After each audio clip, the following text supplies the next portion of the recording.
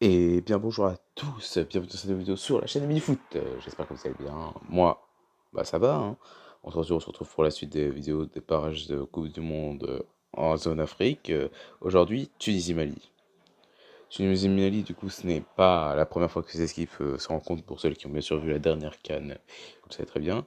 Un match qui se jouera du coup au stade du 26 mars au Mali à 18h en France, heure française. Comme vous pouvez voir ici des images du coup du stade.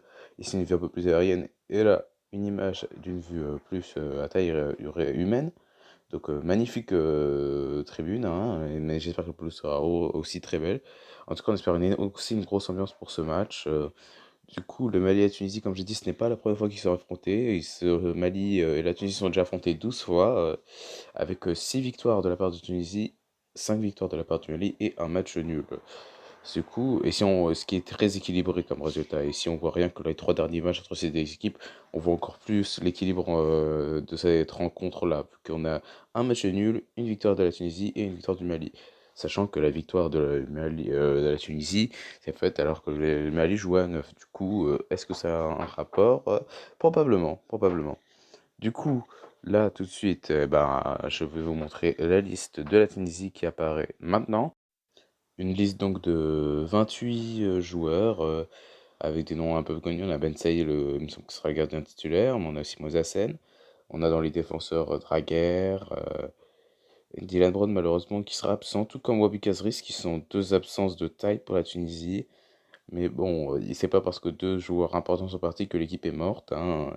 Ne vous inquiétez pas, ils ont quand même d'autres très bons joueurs, comme le jeune Hannibal Majri au milieu de terrain, Jaziri aussi en attaque, qui est jeune, ou encore même, c'est- même Sakni en attaque, qui a de l'expérience, du coup, qui sera très utile pour cette équipe de la Tunisie qui du coup, qui n'est pas du coup à enterrer et qui peut donc gagner ce match hein, avec ou sans ses grandes stars.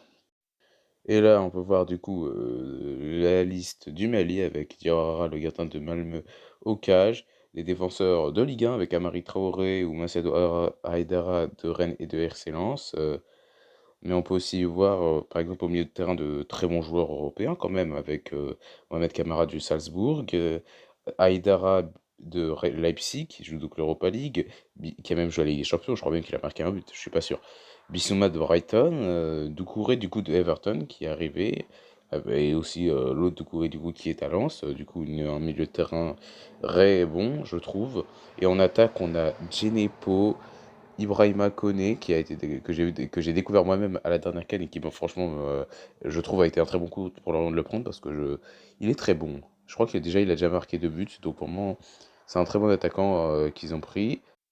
Sans oublier Amada Traoré, du coup, du Sheriff Tiraspol, qui a été très bon en attaque bah, dans ses matchs de Ligue des Champions. Et vraiment, une très bonne équipe qui, elle aussi, elle, vraiment est en train, je trouve, peut-être un peu meilleure que celle de la Tunisie, hein. C'est subjectif, bien sûr, comme avis, hein. Hein, c'est que sur le papier. Bon, du coup, la dernière fois, j'ai montré que du coup, je ferais pas de pronostic de ces matchs parce que c'est des matchs de Coupe du Monde et c'est vraiment impossible de décrire.